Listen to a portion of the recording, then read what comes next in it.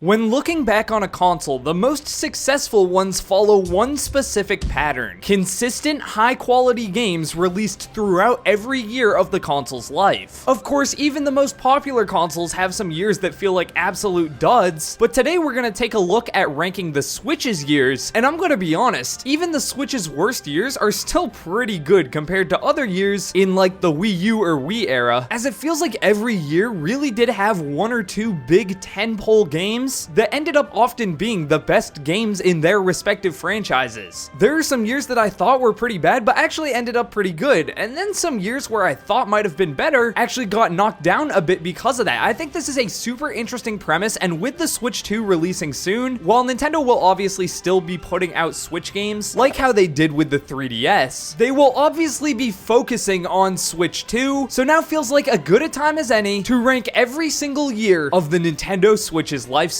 I'm really curious to see what you guys think, so make sure to comment down below where you agree or disagree, and also we are probably like slightly biased towards certain games, but I mean, it's our list, so let us know what your list is down in the comments below.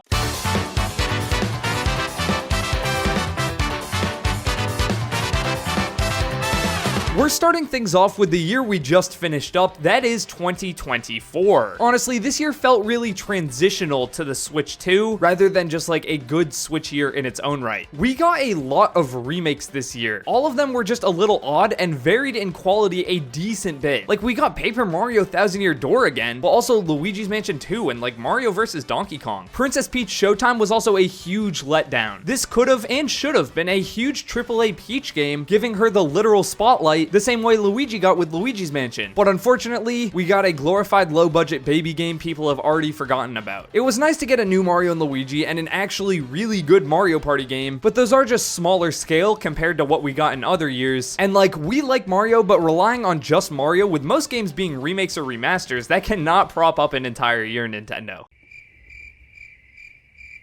Next up, we have 2025. Yeah, this doesn't really count at all. We're like 1 month in and the Switch 2 is also coming out, but I thought it would be funny to rank it, specifically so I can say this: Donkey Kong Country Returns is pathetic. What happened to the best 2D platformer series of all time? Why are we getting this HD remake that looks worse than Tropical Freeze, which is like a better game in every regard? This should have been Metroid Prime Remastered. Instead, it's Luigi's Mansion 2 HD. A Xenoblade Chronicles X Definitive Edition is nice with extra content, but still not nothing huge. Seemingly the only redeeming part for the rest of the year will be Metroid Prime 4 and Pokemon Legends ZA. But at least one of those is probably even gonna have a Switch 2 enhanced version anyway. So yeah, the Switch itself is definitely slowly getting sunsetted now.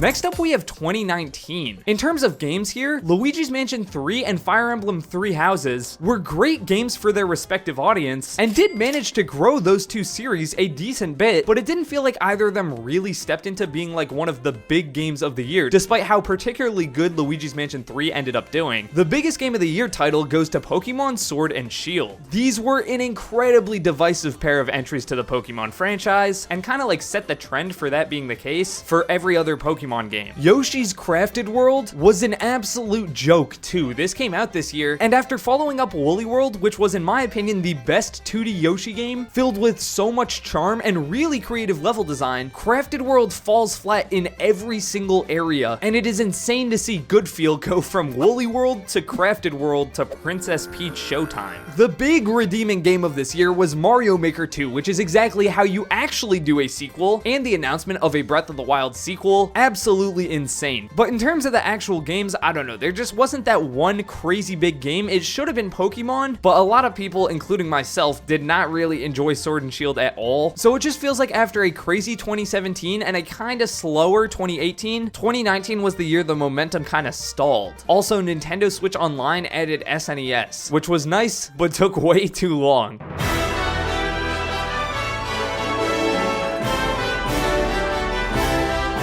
Next up, we have 2018. It's crazy it ended up being the best looking Pokemon game on Switch, but Pokemon Let's Go mixed nostalgia with a modern spin and is a fairly good time for what it is. Mario Tennis Aces ended up being the best Mario sports game we got on Switch, and while this Mario Tennis game has a bunch of in-depth mechanics and potential counterplay and all that, I'm just not really looking for that in my Mario Tennis. Donkey Kong Country Tropical Freeze and Captain Toad both got ports, which was awesome, as those are two of the most underrated Wii U games ever. Super Mario Party was awful, but we'll move on. And 2018 was absolutely carried, no matter how you slice it, by Super Smash Bros. Ultimate. This might be one of the most hyped games of all time, and it lived up to the hype. Is it perfect? No, but Smash Ultimate is an incredibly fun entry to the Smash Bros. Series, featuring a straight up ludicrous amount of content. As the second only year in the Switch's life, this was a far less hard-hitting lineup than 2017. 2017, it genuinely felt like there was another massive game coming out every single month. And we still got a bunch of games in 2018, a lot of great games too, but you can definitely feel Nintendo slowing down after sprinting the entire launch here. Nintendo Switch Online also launched, which took away the free online, but added some retro games instead. Not much actually made the service valuable though. The Breath of the Wild DLC was good, but besides Smash Ultimate, the best part about 2018 was the third-party support. Games like Octopath Traveler or indies like Hollow Knight and Celeste, specifically indies, have been so important to the success of the Nintendo Switch, and this felt like the year where they really put their stamp on the console.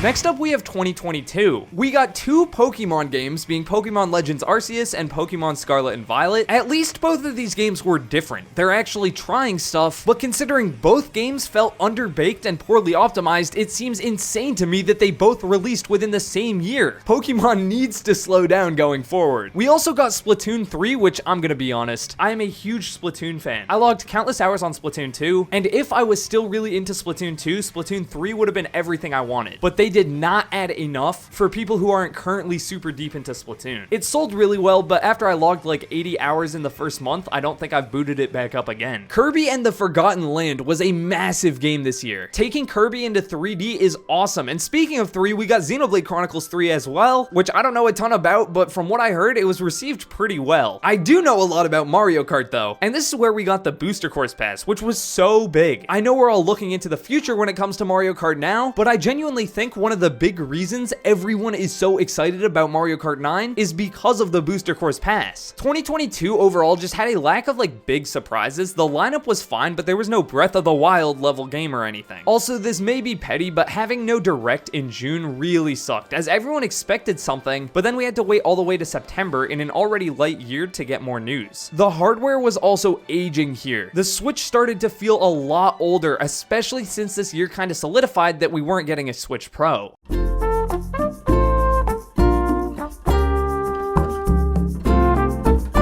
The next year we have to talk about is 2020. You cannot talk about this year without talking about Animal Crossing New Horizons. It seriously became a cultural phenomenon during the lockdowns. Yeah, this was a sucky year for everyone, except for Nintendo. They were laughing straight to the bank because this became the biggest year of the Switch in terms of sales. There were really no proper directs besides like Direct Minis and the Mario 35th anniversary celebration, but we still got a decent amount of games here. Paper Mario the Origami King, Pikmin 3 Deluxe, Hyrule Warriors Age of Calamity, and of course Super Mario 3D All-Stars. The Mario 35th anniversary is super insane to look back on. Not only because it was incredibly important for the channel, a lot of you I'm sure like know about us through our coverage of that thing, but also just for me, the reason why I was making all that coverage was because I don't remember the last time I was that excited for like some sort of amorphous Nintendo event. Yeah, the actual game of 3D All-Stars is kind of a joke, but you know what's not a joke? The game Super Mario 64 or Super Mario Sunshine or Super Mario Galaxy. Getting all three of those games on the Switch was just awesome. We also got Mario Kart Live Home Circuit, which is just weird, but I like when Nintendo does weird things, and the announcement of a Super Mario 3D World port, plus what eventually became Bowser's Fury. So yeah, 2020 was an awful year for everyone involved, except for Nintendo. They had a pretty decent 2020. Obviously, Mario's 35th anniversary was huge, but undoubtedly this year was propelled pretty much entirely by Animal Crossing New Horizons becoming the insane moment that it did.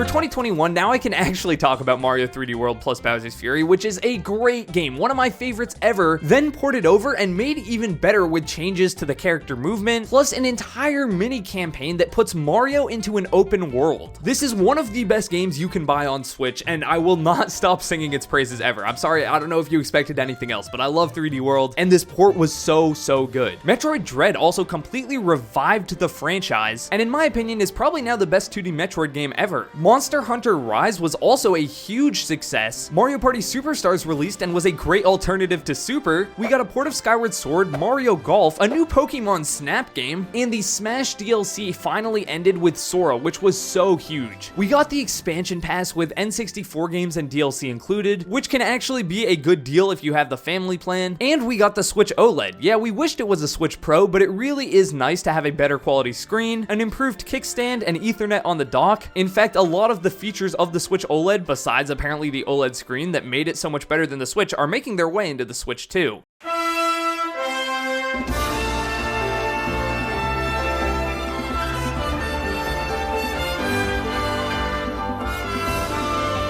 It is absolutely insane to me that the second best year of the Nintendo Switch's life came all the way in right before its inevitable decline. That is 2023. This year was insane. The Legend of Zelda Tears of the Kingdom is one of the best sequels ever, and I will die on this hill. The mechanics it introduces turn Breath of the Wild into a tech demo. You can't go between Ultra Hand and Magnesis and feel any other sort of way. Metroid Prime Remastered was also insane. Retro Studios just out here showing people how it's done. Why they weren't in charge of the Donkey Kong Country Returns HD remaster, I have no idea, because if it came out like this, it would have been awesome. Also, this was only $40. I don't even know what to say to that. Somehow, Super Mario RPG got a remake, Pikmin 4 made a decade-long wait worth it, we got the awesome back half of the Booster Course Pass, plus characters we didn't even know we were getting, and then, oh yeah, Super Mario Bros. Wonder came in and threw away the bland new Super Mario Bros. Style and gave us something filled with personality. Game Boy and Game Boy Advance games were also added to Nintendo Switch Online, and because of that insane lineup, 2023 was probably the best year ever for Nintendo Directs. Getting little surprise moments like F-Zero 99, or that big Mario Direct in June where they just decide to give us like 3 different Mario games, and then end it off anyway with Super Mario Bros. Wonder. 2023 was insane, but the best year of the Switch's life really doesn't need any introduction.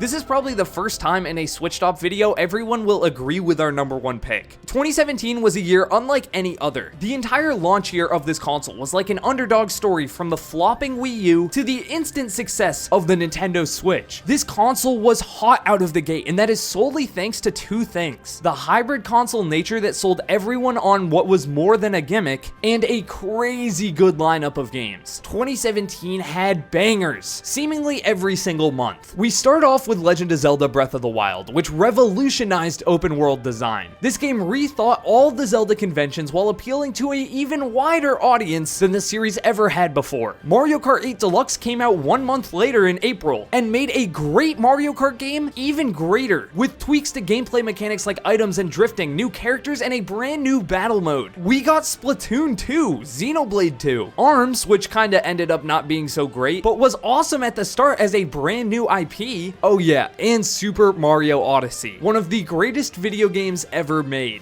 The E3 Nintendo Direct was an all-timer. I guess you can even count the January presentation too. That happened in 2017. That was also an all-time presentation. The trailers we got this year were all instantly iconic, and the third-party support at the start of the Switch was ironically kind of the best it ever got when it came to this console. Skyrim, Doom, Stardew Valley. Nintendo's not new to third parties, but being able to take these games on the go contributed big time time to the Switch's success. It's also impossible to talk about this year without talking about the sheer momentum and hype behind it. The Switch's success restored faith in Nintendo after the Wii U era. 2017 did an unfathomable amount for the company. It did an unfathomable amount for me as well. I started my channel in 2017. There was something in the air for Nintendo this year. It might be one of the best years any game company has ever had in like the entire industry. I would be shocked if any of you disagree that 2017 is the best year for the Nintendo Switch, but I'm low-key curious. Let me know down in the comments below. Do you guys think something else is better? Maybe 2023? Or hey, you could be a huge Luigi's Mansion 3 Pokemon Sword and Shield fan and hate me for putting 2019 so low. Let us know all of those thoughts down in the comments section below. And if you're new to the channel, make sure to hit subscribe because this Saturday we are uploading our biggest video ever, ranking the 100 best games Nintendo has ever made. Yeah, it's going to get crazy. See you guys soon. Peace.